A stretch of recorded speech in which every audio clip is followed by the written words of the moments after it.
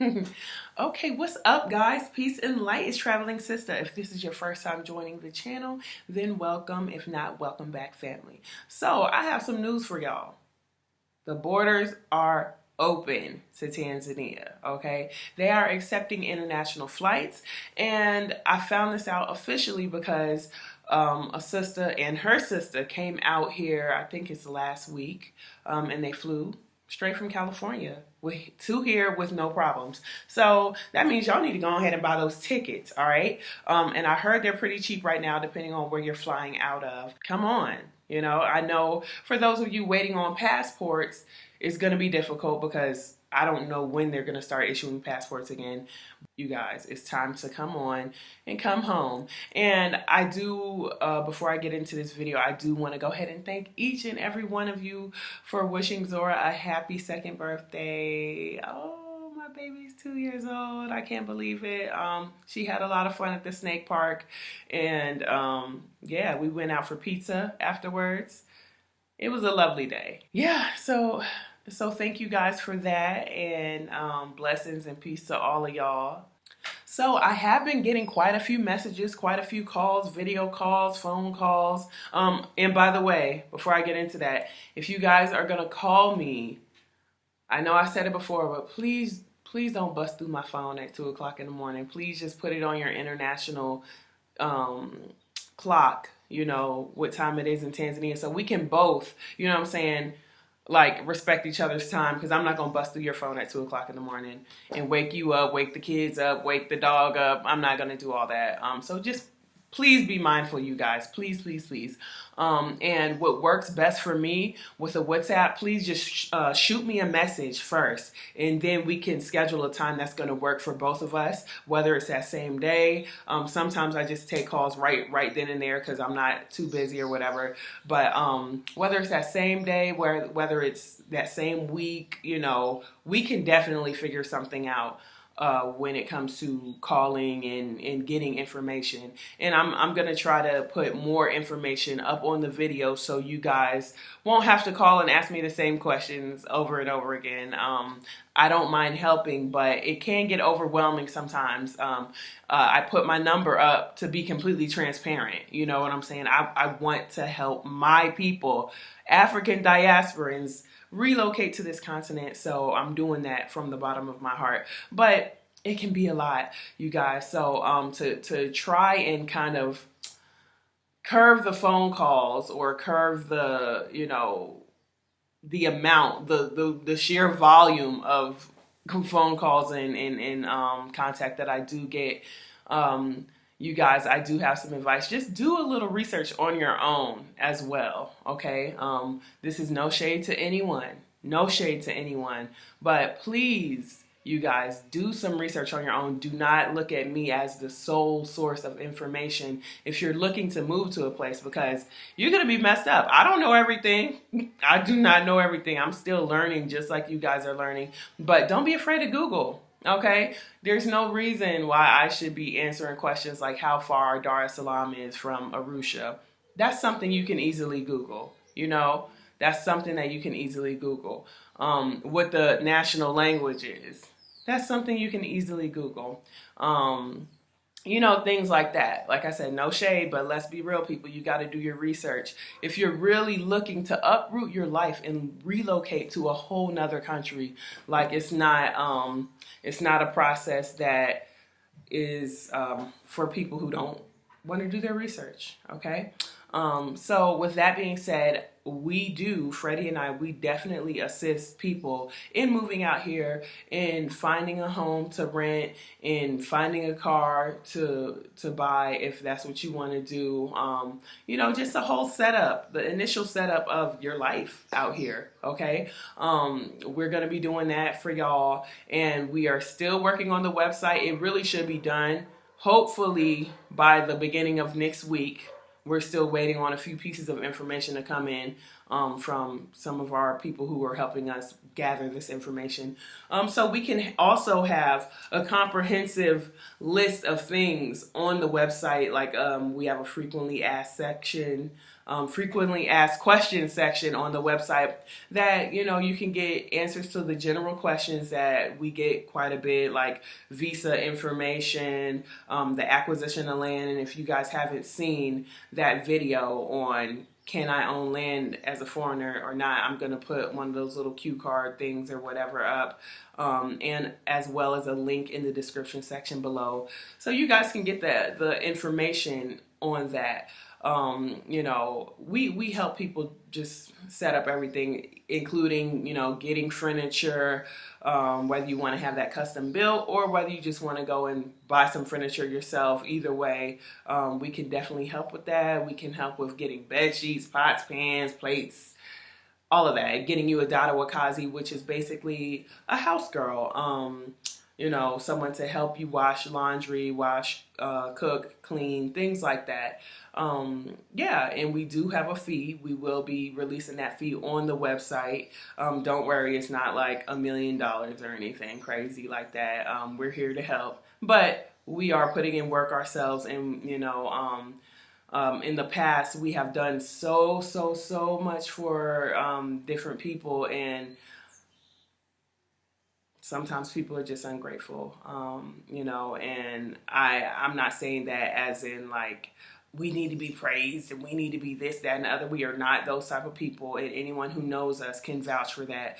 But, you know, break us off with some gas money if if we're running around all day, doing this, doing that. You know, just show your gratitude, you guys, when it comes to us helping, because we, for real, have worked tirelessly, like, you know, helping people sometimes up to the wee hours of the morning, you know, with every type of issue, not only after they move out here, but, you know, in their transition and everything. We've helped a lot of people, and yeah, I'm not gonna just go on and on about it, but anyways, y'all get what I'm saying. Like, you know, help us help you, help us help you. So yes, we do charge a fee for our services. And like I said, that will be put out on the website. And if you contact us directly, we will be able to help you, you know, help explain that to you and things like that. We'll give you a fee breakdown because, just to go into it really quick, when you're renting a home out here, there's either a 3-month lease, 6-month lease, or a 1-year lease. I haven't seen too many 1-year leases. The majority of them are 3 or 6 months. And on top of that fee, well, you have to pay all of that up front. Okay. And on top of that fee, there's what's called a dalali fee. So a dalali is like a rental agent that we work closely with, someone who we trust. We have a couple that we trust and that can guide us to a place, that meets your standards, you know, guide us to a place that we know you're going to like. Typically the diasporans that come out here are going to want a Western style toilet. They're going to want security or a gated property. They're going to want, you know, just the general things that's going to make them comfortable, which I understand. So, you know, we have people who don't even show us other homes that don't have these things, okay? So he requires a 1-month fee as well. So let's say if you rent for a 3-month term, you're gonna have to pay 4 months rent up front just because the dalali fee is included in that. But it's only a one-time thing. Once you find the house and once you pay him that fee, you're not gonna have to pay him every 3 months or so, whatever your term is. You know, and we are not dalalis. We just work with the dalali.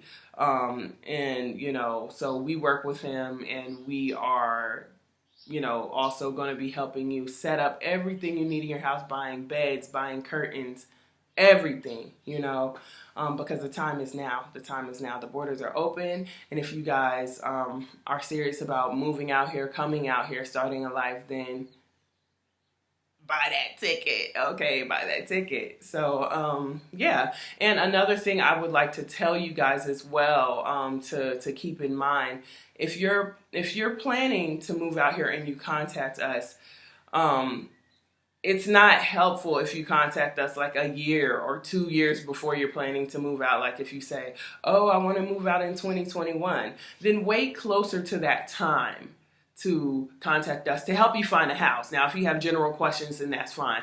But if you want us to find you a house, don't contact us 6 months out saying, hey, I need a house. Contact us closer to the day that you're moving out. And so we can get on the ground and start looking for a home for you guys, which also, that's gas, that's effort, that's time. And just to be frank, I'm going to go ahead and put my link to my PayPal and my link to my Cash App in the information section. And please, you guys, not please, but thank you.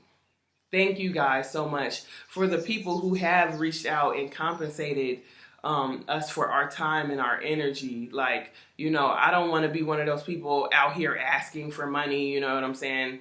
That's not my thing. But for those of you who already have like volunteered to compensate us for that, we haven't asked for nothing, but thank you. Thank you so much. I really appreciate that. We really appreciate that. For real. Yeah, we'll help you closer to the date though that you are moving out here. Contact us within a few weeks to 1 month, because what we're gonna do is we're gonna put that bug in our Delali's ear, like, hey, we have a family coming out here looking for a 3-bedroom home, nothing above $200 or $300 a month, furnished or unfurnished. Now, the price of the home is going to differ whether it's furnished or unfurnished. It's going to be a little more expensive if it's furnished. So, you're going to have to be the one to decide whether you want to furnish the home yourself or whether you want to just get something with the basic furnishings already in it. But yeah. But yeah, just try and contact us closer to the date that you're going to move in. And what we always recommend for people, if you're coming out here, get an Airbnb first or a cheap hotel. I don't know the people who have Airbnbs out here. I literally know 2 people who have Airbnbs. I know one personally. I know of another one. Okay, now it's 3 because someone else, But yeah, we don't know the people who have Airbnbs. Airbnbs pop up. Like if you know about Airbnb, it's just an app that you can go on and you actually stay at someone's home, whether they're there or not.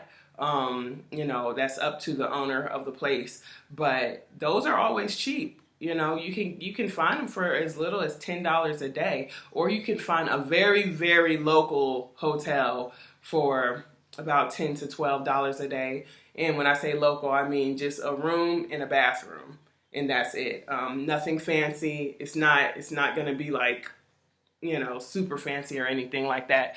But, but we always recommend that people get Airbnbs because you can book it in advance and you know that it's going to be secure once you step off the plane, and it's usually cheaper. Okay, it's usually cheaper, but we don't have any contacts for people who have an Airbnb or anything. We did have one contact for someone who was running a hostel out their house, but I don't believe that they're doing that anymore because they've moved to like another business. But we don't recommend that you send money in advance for us to go ahead and purchase or rent the home for you and have it set up so you can just come straight in, because it's very important to us that you vibe with the place. Okay, that you physically see it and like it. We can send you videos and pictures and stuff all day and, this, that, and the third. But don't sign a lease. Don't send any money for the rental agent or for the landlord or anything until you go and do a walkthrough yourself. Now, we will do it in very specific situations, but that's not something we want to make a habit of, because for one, if you end up not liking the place, then the burden falls back on us to find you another place, which is okay, but you could have eliminated that in the first place if you just use your patience and wait till you get here and go walk through the place. You know, we recommend that people at least spend 1 week in the Airbnb or in a hotel to find out whether they like the area, find out, you know, whether it's safe, find out this, that, and the third. Because it's been a couple of times where people have just jumped right into the very first place that they saw because they didn't want to stay in an Airbnb. They just wanted to get their life set up. And trust me, I know how that is. I didn't even have my first place until 2.5, maybe 3 months before I was, you know, out here, or after I was out here. Like, so yes, you know, you want to get yourself established. You want to be comfortable. You want to just start living your life and establish a routine and everything. But please don't jump into the first place you see, because like I said, the burden will fall back on us to find you a new place. And then 9 times out of 10, the landlord is not going to give you your money back. I've seen 1 or 2 occasions where the landlord gave them their money back because, like I said, you have to pay 3 or 6 months up front with the rent, which is cool, you know, because you can just live for 6 months without having to worry about anything. But 9 times out of 10, they're not going to give you your money back because the families and stuff, they have things to do with the money. They got to pay school fees. They got to pay bills. They're trying to open a business or whatever the case may be. So they usually use that money, you know. So it's going to be difficult to uproot again and then go put you in another place, okay?